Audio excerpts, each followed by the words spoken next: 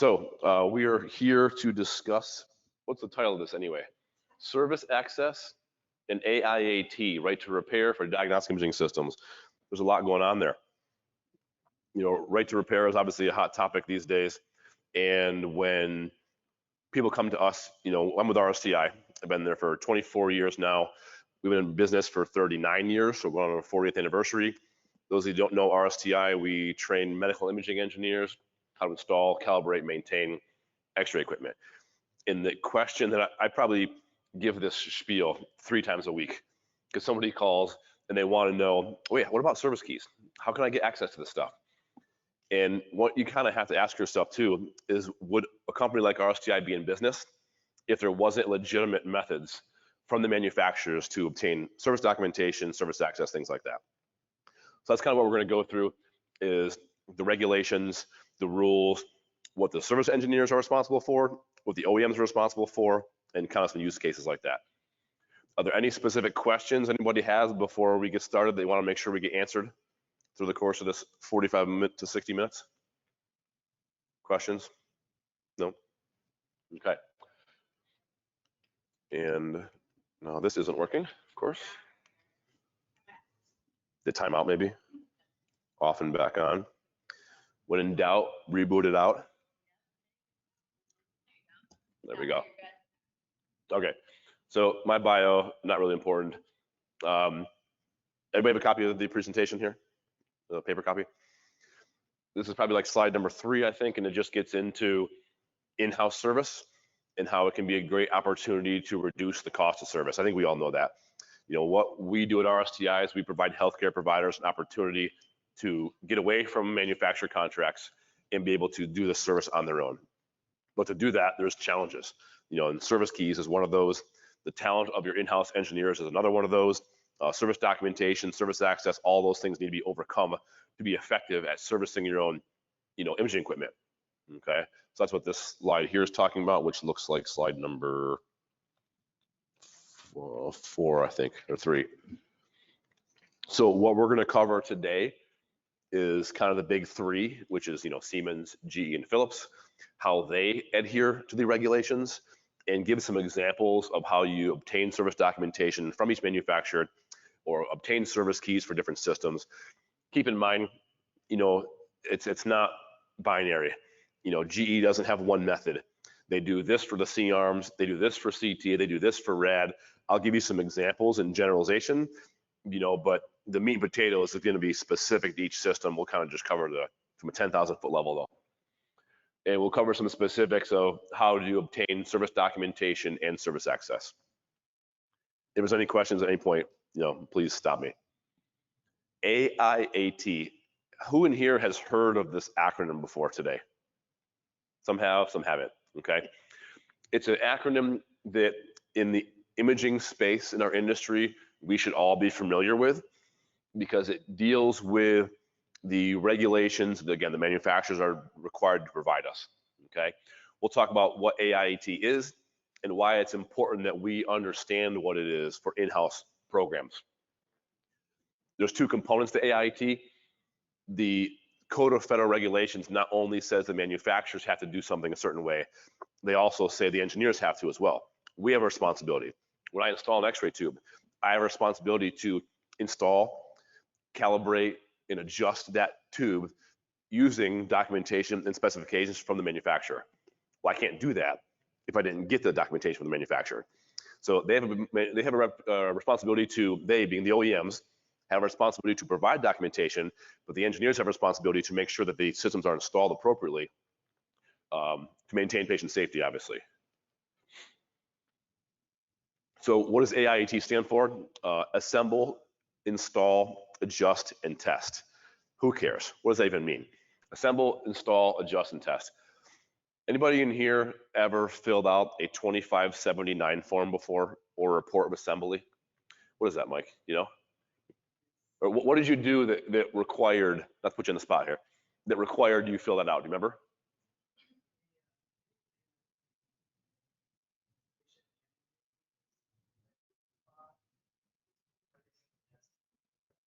Yeah, so would you remember specifically though, what was an example of something that you did that then required you to fill out this form. Okay, a table. You place a tabletop on an X-ray system, an X-ray tube, a generator. So when you replace what's called a certified component, this is an FDA regulation. When you replace a certified component, you're required, according to the FDA, to fill out a form called a 2579. It's also called the report of assembly. It used to be a paper copy, and there were 6 carbon copies. The healthcare provider, the hospital got a copy, the engineer got a copy, the state got a copy, and the FDA got a copy. So there's 4 carbon copies. Now it's all electronic. You can submit all electronically. But anytime you replace a certified component, the FDA wants you to say and sign this and say that I have assembled, installed, adjusted, and tested, AIAT. I have assembled, installed, adjusted, and tested this component using instructions provided by the manufacturer. Okay, why does the FDA care that the high voltage inverter was installed properly, or the detector, or the X-ray tube? Why do they care? Well, what's their main concern? Is it image quality? Patient safety. Yeah. They want to make sure that when you install a tube, you calibrated it, and when you're supposed to get, 100 kV, this much MA, this much time, that's exactly what you're getting. You didn't just stick a tube in there and walk away, because we could have an issue with overrating patients and patient safety concerns. So the FDA governs certified components to make sure that they are installed properly. So we said some examples of certified components are tubes, inverters, high voltage transformers, tanks, tabletops, collimators, detectors. As a general rule, certified components make X-rays or are in the beam. So I might give an example of a table. Why would a table be a certified component? It's in the beam. It affects the attenuation of the radiation. It affects the dose of the patient. All those things are factors. So what are some examples of something that you would replace that would not require a 2579 form? A battery on a portable. Yeah. If I replace batteries on a portable, that's not a certified component. There's no form to fill out. Okay, what else? Good example. Light bulb, collimator bulb. The whole collimator is, but the bulb itself is not. Yeah, great example. So the point is, this is not a solution for everything, but it's the big stuff. It's detectors, it's tubes, it's collimators, generators, inverters. So just because a manufacturer is required to provide AIAT documentation doesn't mean you're going to get carte blanche to every single procedure that they have. Some do, but they don't have to. Make sense so far? Okay. So AIAT is assemble, install, adjust, and test. Sets requirements for what manufacturers are required to provide. Is there a laser pointer on this thing? Hey, look at that. All the information necessary to ensure the products will comply with applicable performance standards when assembled, installed, adjusted, and tested. Again, AIAT. And that could include anything that you're going to need. It could be just a set of instructions. It could be a service key. It could be service software. If you work on Philips, you need certain software to do generator calibrations. You can get that from InCenter, which is all part of their AIAT dissemination procedures. So it's not just documentation, it's anything you need to do that. If you need a service key, they have to provide it. If you need software, they have to provide it. If you need a manual, they have to provide it. Okay? Questions so far? So I'm gonna get a little bit into the weeds here just to kind of give you some background. 21 CFR, so anybody know what CFR stands for? Code of Federal Regulations, ding, ding, ding. So it's regulations set aside by the government. For example, 14 CFR is FAA. So the government has regulations that define aviation and the FAA. 21 CFR is the regulations that define ionizing radiation emitting products. So if it makes X-rays, it falls under 21 CFR.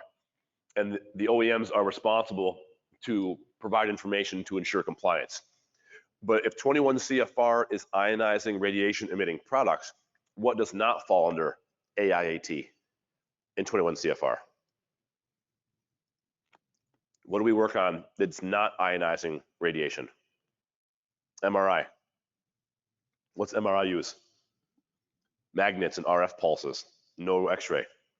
So MRI does not fall under this regulation. What else? Anybody here do biomed? What's a biomed modality you work on? It's not X-ray. Ultrasound, right? So service keys for ultrasound are tough because they're not required to provide them because they don't make X-rays. In my experience, MRI under this, but manufacturers generally still do anyway. Like you can go, you can go to Siemens' website and download their MRI documentation in their AIAT. They don't have to give it to you, but they do. So you'll often find the vendors, they'll give you more than they have to. They generally want to comply. It's not like they give you nothing, but ultrasound is a tough one. You're going to have a hard time with ultrasound. Questions so far? 21 CFR, specifically subsection 1020.30, this is the section that requires the FDA 2579 form be filled out when you replace a certified component. I'm afraid to click on this link, it might throw me off here. Yeah, well, take my word for it. If you click that link, which you have there in the presentation, that is the electronic copy of the 2579 form. Those of you in the room that do imaging now, who handles this? The filling out and submission of these for your organizations. Anybody know? I mean, if you work for a small organization, it's probably each engineer is required to do this. If you work for a big healthcare provider, there's probably a radiation safety officer or a compliance officer that manages all this stuff. So they might say, okay, John Doe replaced an X-ray tube. They have to email all that stuff to the compliance officer, and then they would submit it to the FDA. Okay. Or maybe your company's not doing this at all, and they should be. And really, no one's going to say anything until what? There's a problem, right? You can not do this for years. I know a lot of engineers have been doing this for a long time and don't do this, and they don't get any trouble. But when there's a patient safety issue, and they go back and found out that your engineer replaced that tube and didn't do it properly, that's a problem. It's easy to do, no reason not to. And I lost my thing again.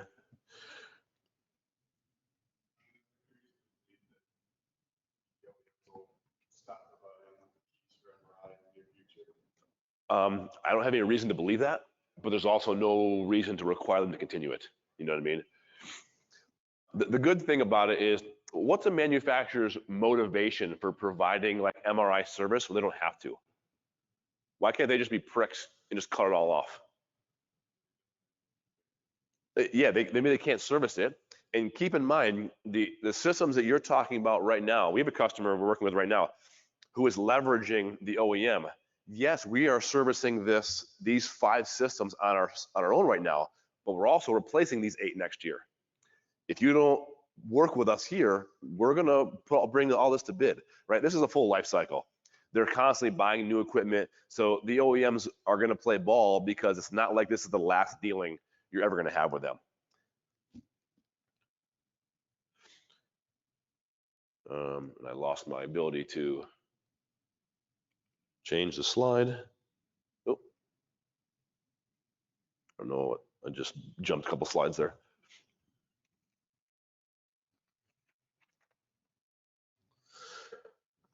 Okay, so what did I skip over?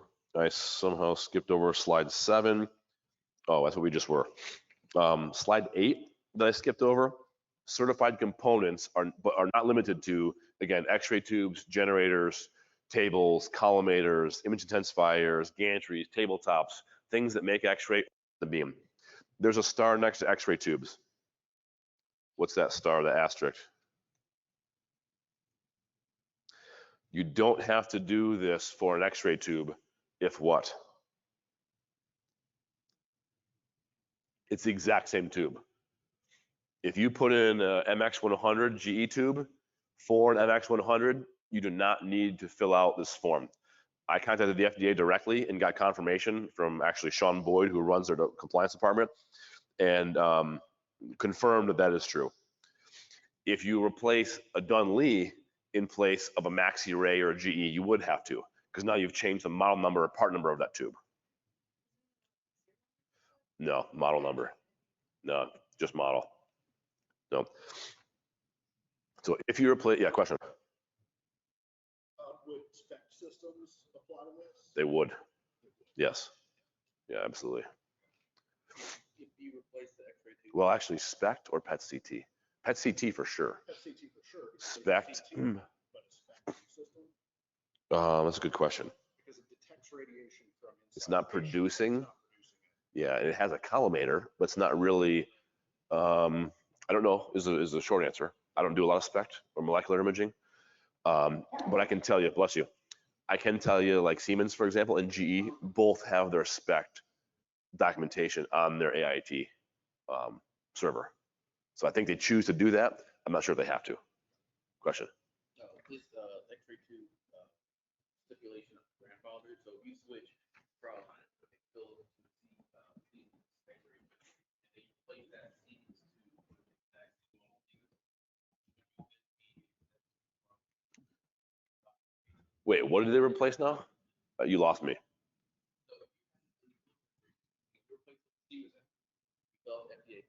Yes. So now you replace that Siemens tube with the exact same model number Siemens tube.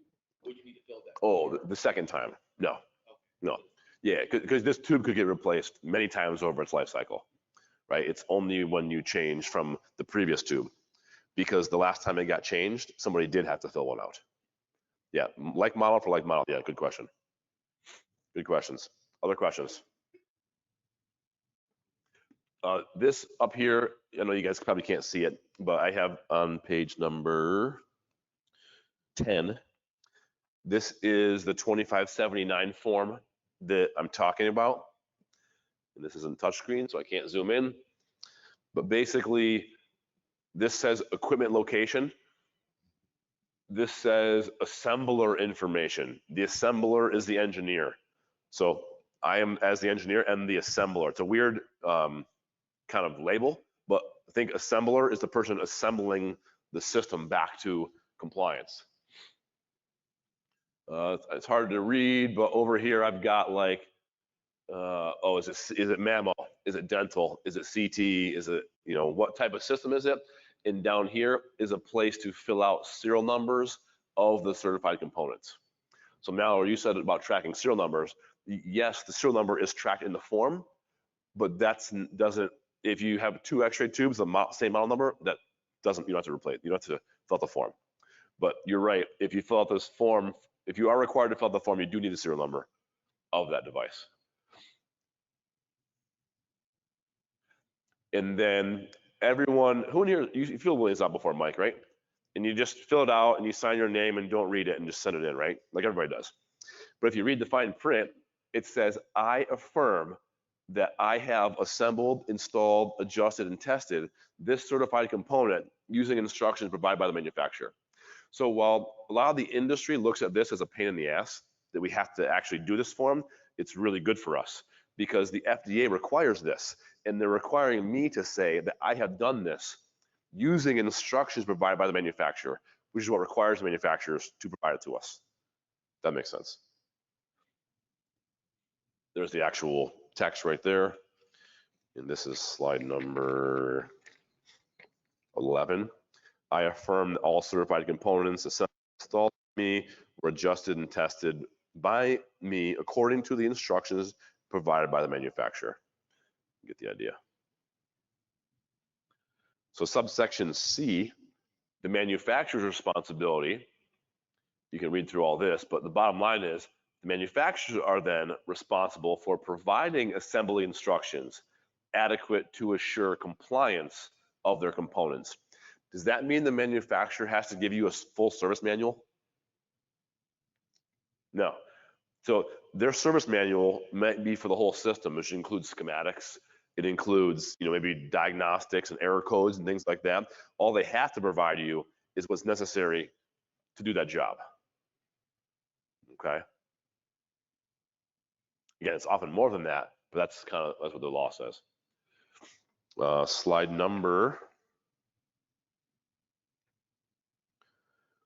13, again, the assembler is the installing engineer. The responsibility of the assembler, an assembler who installs one or more components, blah, blah, blah, blah, blah, shall assemble, install, adjust, and test the certified components according to the instructions provided by the manufacturer, okay? So it's my responsibility to do it right. This slide here on 14 says AIAT does not equal service manuals. That's kind of what I was just talking about a second ago. AIAT documentation is typically certified components. It may or may not include non-certified components. So we mentioned before, like collimator bulbs. Mallory mentioned batteries on a portable. They may or may not have that documentation in there, but the point is, it's not a service manual. So I asked here for some examples. We've already given this, like on a cath lab. What's a certified component? The detector. What's a non-certified component? The tableside controller, right? When you walk out to a cath lab, you got the table controls for the stand and the C-arm. Those don't make x-rays. They're not part of the x-ray generator. They're positioner geometry features that would not fall under this.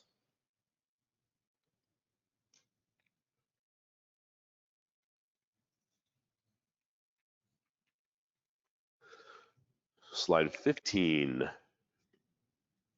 We talked about 21 CFR is ionizing or Code of Federal Regulations, which is the FDA.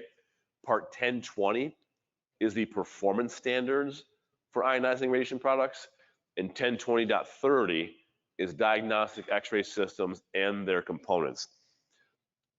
I know you guys don't care about the numbers, but I'm just giving you references. So if a manufacturer ever pushes back, like I will literally, we're working with CareStream right now. Anybody here have CareStream? CareStream systems? Anybody? So they're terrible to work with. They require you to go to their training class, to buy 2 different classes to get a service key. It's not legal. We're literally working with our attorneys right now on CareStream because they're doing it. Nothing what they're doing is inside the regulation. So we're literally working with our attorneys right now to try and figure out how can they get away with this, because they claim that they're allowed to charge for this. But when you read the regulation, it says that they're allowed to charge a reasonable cost of reproduction. A $13,000 class is a reasonable cost of reproduction to a service manual. But the problem is, until they get sued, that's going to continue. It's going to persist, right?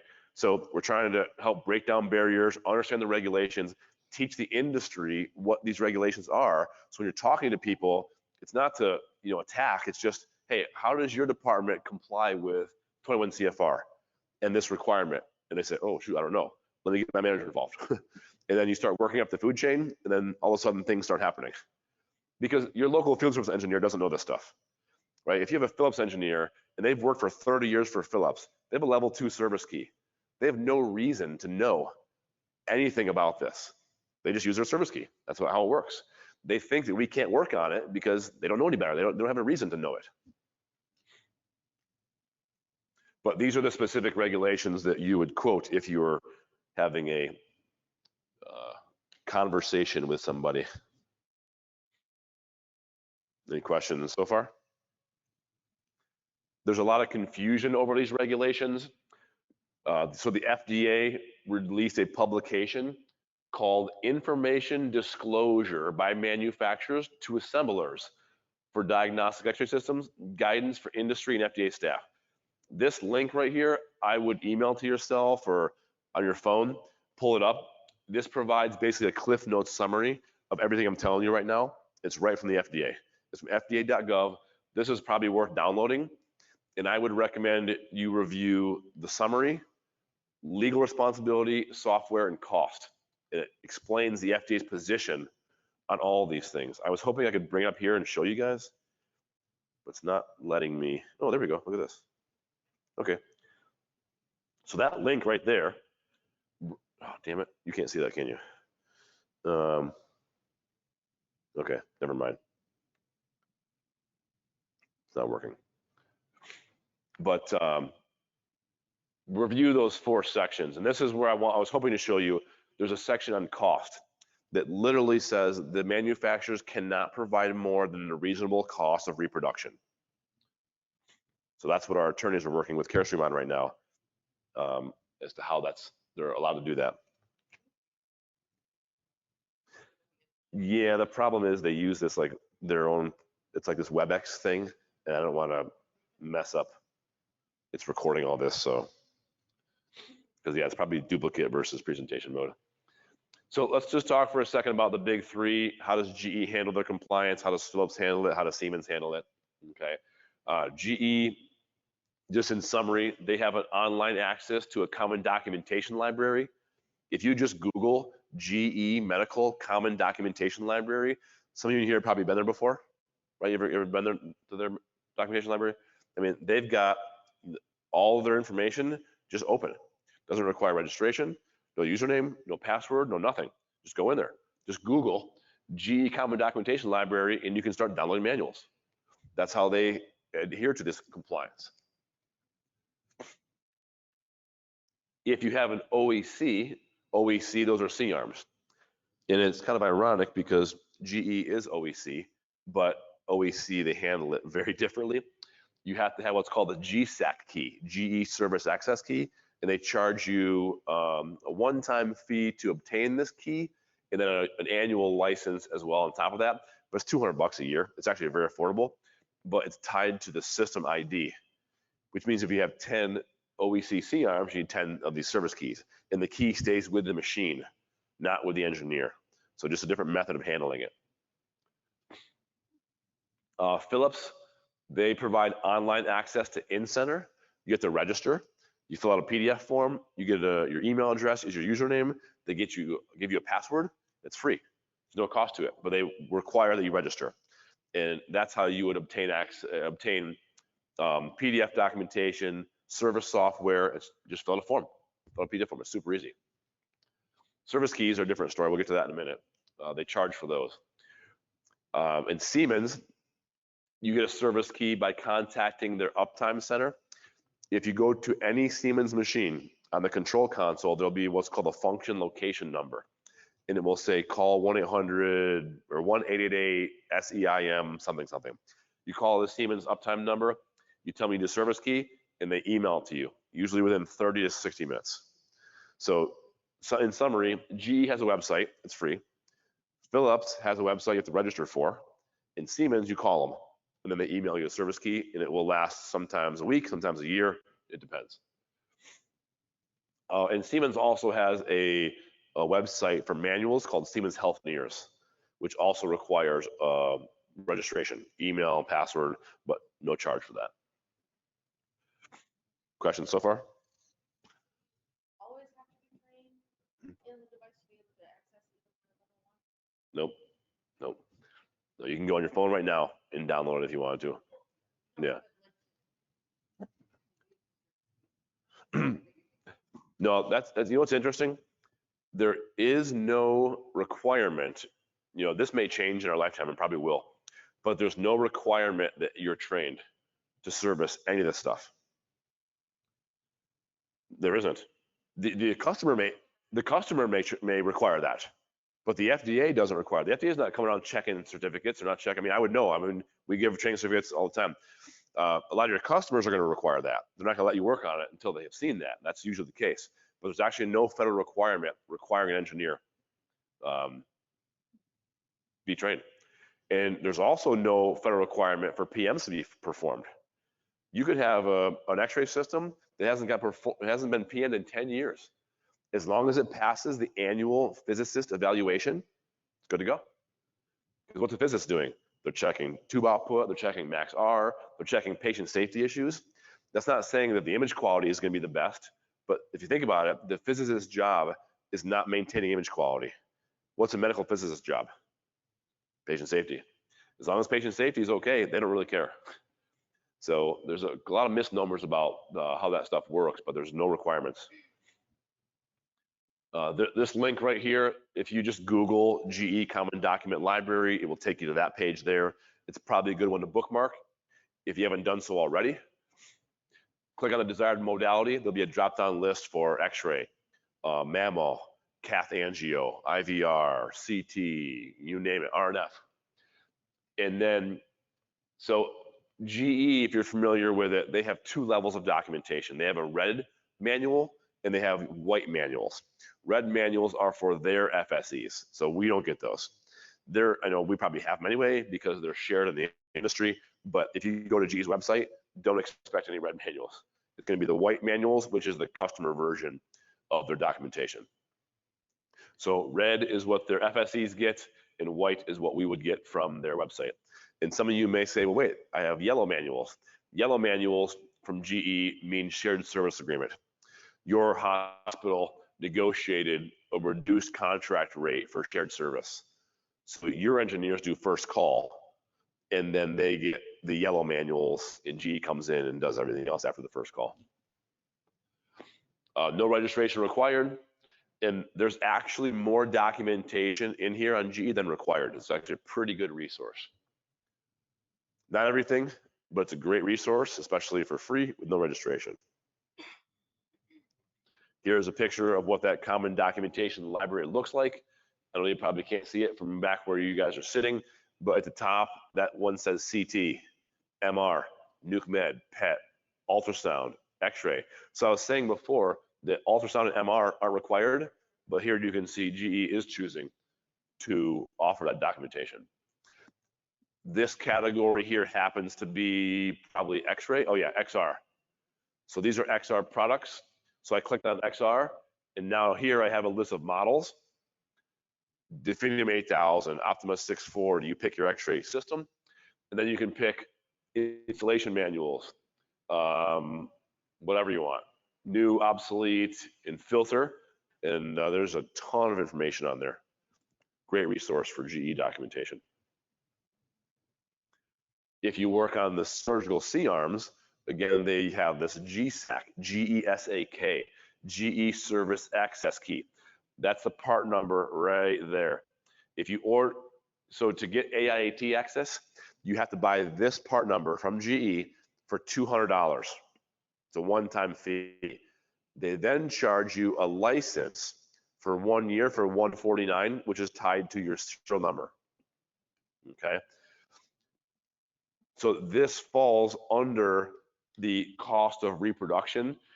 I mean, to say that a USB stick is $200 is a little bit crazy, but to charge $200 a year to service a C-arm, no one's complaining about that.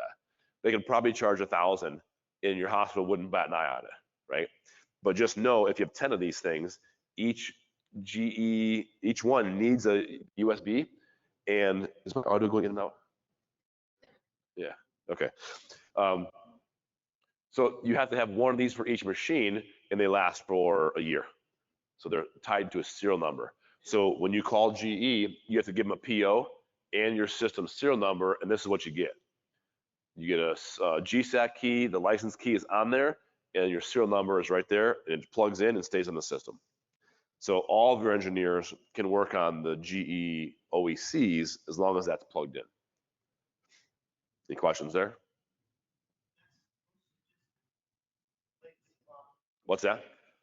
Okay, good point. This is the CFD, yeah, the CMOS the flat detector.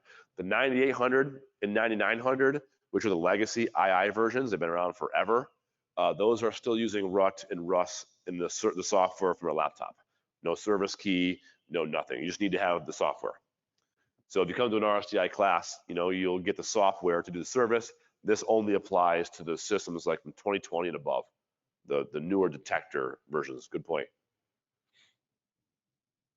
Other questions? Are they all physical key? Just like that, exactly. Well, truth be told, there's a file on here with an encryption key. I could copy that onto any USB stick, it would work. This is just what you buy from them. Yeah, you'd think so. No, it's just a $5 USB stick. So when you get the AIAT,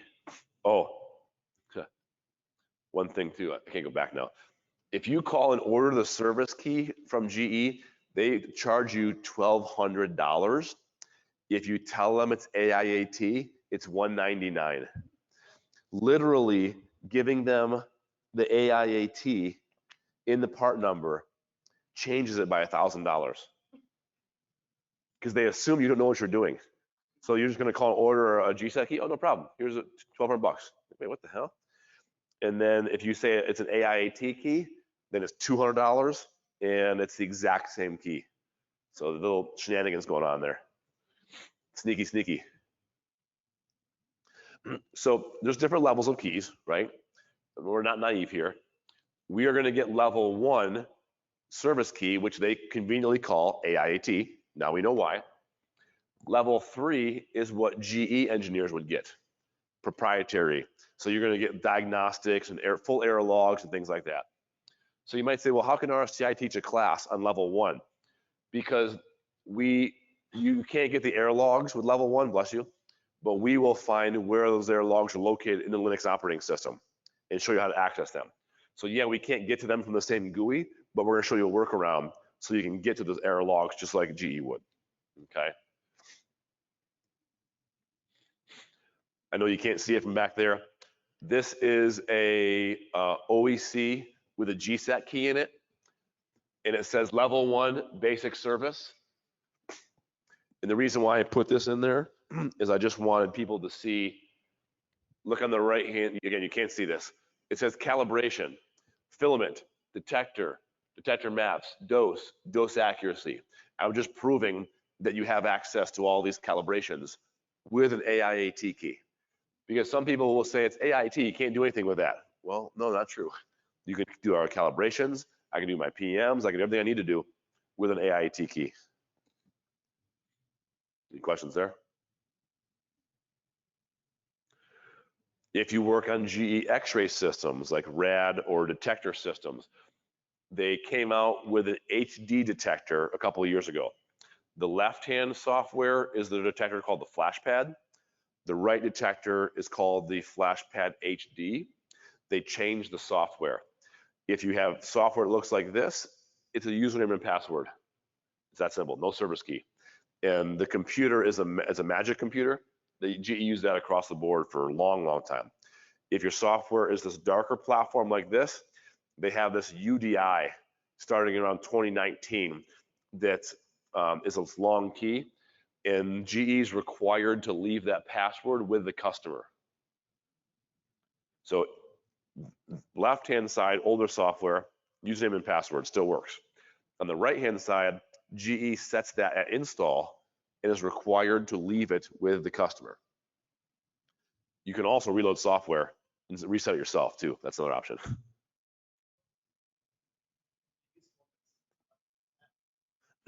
Usefulness in terms of, oh, same as you can with a red disk over here. Diagnostics, error logs, full calibrations, everything. Yeah. And I have both of these systems in our training base. I can show you print screens. You get full access to it, including diagnostic, which is pretty good.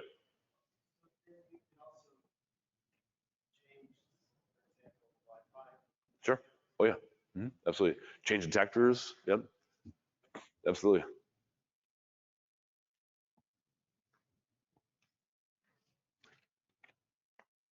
What slide are we on here? Up to like, this looks like 25. So again, the newer GE systems have the HD detector. The service password is set by the OEM at install or a software reload. So obviously not ideal, but you can reload software on this. And at the end of the software reload, guess what it's going to ask you to do? Set the password. So you can make the password and give it to the customer. But I usually find these on stickers in the generator cabinet. So if you're working on GE, you're not sure, open the cabinet and there's often stickers on the door and they'll leave the passwords in there on those. Any questions about GE? Moving on to Philips. Slide 26. We've talked about in-center. If you go to incenter.medical.philips.com, there's a PDF form that you fill out, and that's how you obtain access to Philips documentation server. And from there, you can get service software like IST, Agent, Xscope, GSS, drivers for your service key. All their software is available on InCenter. This picture here, this print screen on slide number 27 is InCenter. And in this example, I went to products and services, CT, Brilliance ICT. I can pick what slice model that I have, 40, 64, big bore, 128. And I have, you know, installation instructions, AIAT manual, O-level calibration, software installation instructions. So again, they don't have to provide this to you, but there's actually instructions in there how to do a software reload, which is not required for AIT, but no one's complaining.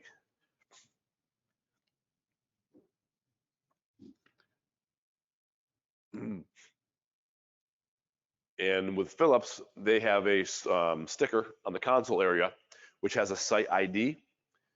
And you locate your sticker, you call the help desk, and then they will email you this PDF form, and then you can set a password to log into InCenter. That's how you create that. And I have all these forms. You guys have my card. So if you're looking for InCenter access or things like that, shoot me an email. I can help you get set up. Or even better, take a class with me, and I'll hold your hand walking through it. This is what that AIAT form looks like. So this is requesting AIAT access from Philips. This is the PDF form that I would provide to you, or they would provide to you, to give you access to InCenter. All they really want to know is your email address. You can fill in anything you want. They just want your email address. Any questions about Philips? Philips and service access? So I didn't put it in here as far as a service key, because not every Philips system requires a service key to work on it. For example, digital x-ray and digital fluoroscopy, you can work on them with level AIAT without a service key. So you'd go to InCenter to get the manuals and not need a service key. Cath lab and CT, you do need a service key. So Philips charges $1,400 for the service key, plus $400 for the USB reader. Let's call it $2,000. So that sounds expensive. The difference is Philips, their service keys are perpetual. I got my service key with Philips 18 years ago. I'm using the same service key to work on cath labs and CT, anything that I want to. So where GE charges you $200 or $300 a year, Philips charges you $2,000 at once, and now you have that for the rest of your life. So it's different philosophies. Any questions about Philips? Yes, sir. So just like Siemens and GE, there's different levels. Level 0 is AIT. Level 2 is Philips OEM. So it's going to provide their, the older the system, the more they give you. The newer the system, they're kind of starting to pare down what they give to you. But like, for example, the newest Azurion, their brand new cath lab, they're selling it right now. You can go under AIAT level 0 service key and do full calibrations, full PMs, change tube, change detectors with that same service key. Yeah. And the same thing for FT10s, FT20s, Allura, experts and stuff.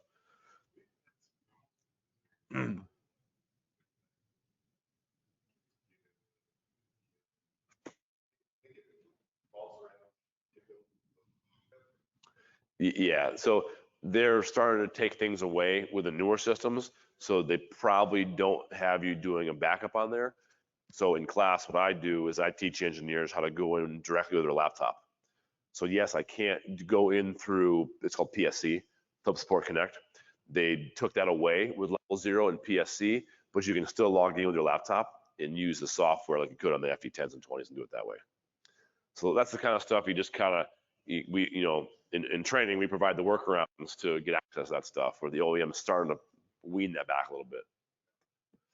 One nice thing about the Azurions, though, is a level 0 AIAT key works from the factory. On the Allura, you had to call Philips and have them turn AIAT on. So on FT20, my service key, which works on my systems, won't work on your system until Philips enables it. The Azurion, they said, okay, enough screwing around. They all work out of the box, which is nice. Other questions? Philips stuff? You can see it's not one size fits all. Right? Even Philips does things differently. So that's why I can't give you all the answers, but it's pretty product specific. Moving on to Siemens, which is slide number 30. Service documentation comes with a system. It's generally paper copy, which is the big blue books you've probably all seen on Siemens systems. Excuse me. And then the service access is accomplished through the Singo. And you will, again, call them. They'll give you level 4, which is AIAT, or level 7. So level 4, anyone can get. You can call them right now. Level 4, it's good for a year.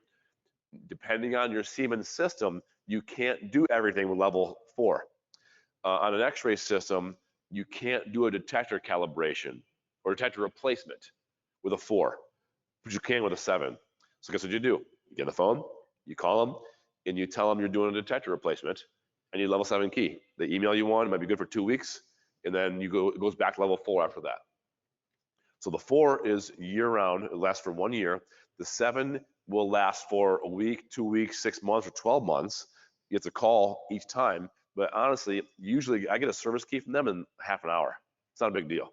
Get on the phone, email it to you, you put it on a USB stick, and there's your service key. That's through Singo. Any questions there on Siemens? 7 can do everything. Error logs, diagnostics. With 4, the error. So here's a good example, Mallory. On level 7, if I pull up the error logs, the error number 80 is hyperlinked. Meaning if I click on error number 80, guess what pops up? The instructions, corrective action, description. If you have level 4, it's not hyperlinked. It just gives you a number, error 80. So now what do you do with this? So in our RSTI classes, I've taken and decrypted all those level 7 codes so we can convert them in a manual. If you didn't have that, you would just have a bunch of numbers. It'd be harder to do. But that's what they'll do is they'll say, oh, you get error logs. Well, it's a minimal version of error logs compared to a 7. But I don't know if you caught this before. When I was talking about the 2579 form, there's 4 pieces of in there. Who gets the FDA form? The customer, the assembler, the state, and the FDA. The OEM is not in there. That means the OEM is not notified that you're doing any of this work. So if you need level 7 key, what could you do? Call them and tell them you're doing something. You're replacing a tube. I'm replacing the detector. They don't know that. They're required to give it to you. So if I need to look at error logs, I can call them and tell them I'm replacing a collimator. They have no way of knowing if I'm doing that or not, and they have to give me the key for it. Siemens is all free. Yep. Yeah, no, Siemens, their keys are all free. They don't charge for anything. I never thought about that. Yeah, Siemens doesn't charge you for anything. The manuals are free. Yeah, surprising. Yep. For everything else, they make it up elsewhere, right? So again, compliance is the final say. The physicist is who determines if these systems are in compliance. Some of the horror stories I'm sure you probably all heard before. You're not certified to install the part. Must be done by the manufacturer. That's obviously not true. There's a whole industry around servicing equipment that's not by the manufacturer.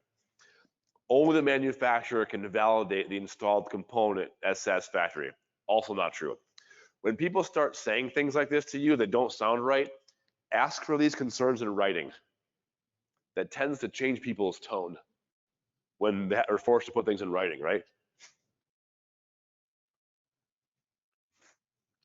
And here's an example. I use this pretty often. Hi, John Doe. How do you handle the responsive? Okay, so you're talking to somebody at CareStream, and CareStream says, we aren't required to provide you a service key. So then my response is, okay, how do you handle the responsibility to supply documentation and service access in accordance to 21 CFR 102030.g? I'm just trying to make sure that we have our documentation in order for our compliance department. I'm not trying to be accusational. I'm just, hey, help me understand how you comply with these regulations And you're like, hold on, let me ask somebody else. And start working up the food chain. Unfortunately, it takes a few calls, but that's kind of where we're at. But really, Carestream is the only company in my experience that isn't playing ball and is like completely going against all of this. Everyone else we've had good success with, service access, service keys, no problem. But Carestream continues to think they can get away with it. So TBD on how that turns out.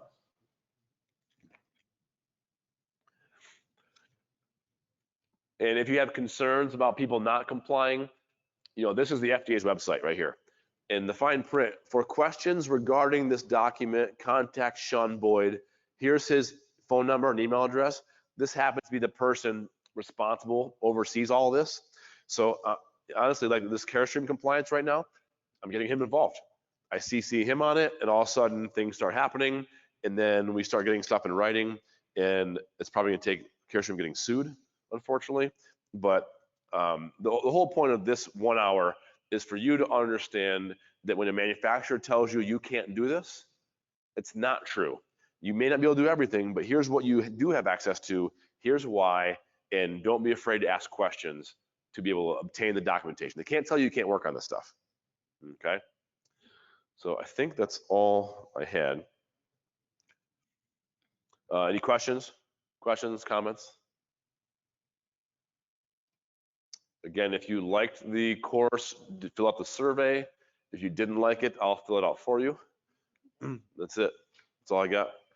Thanks, everybody. Appreciate it.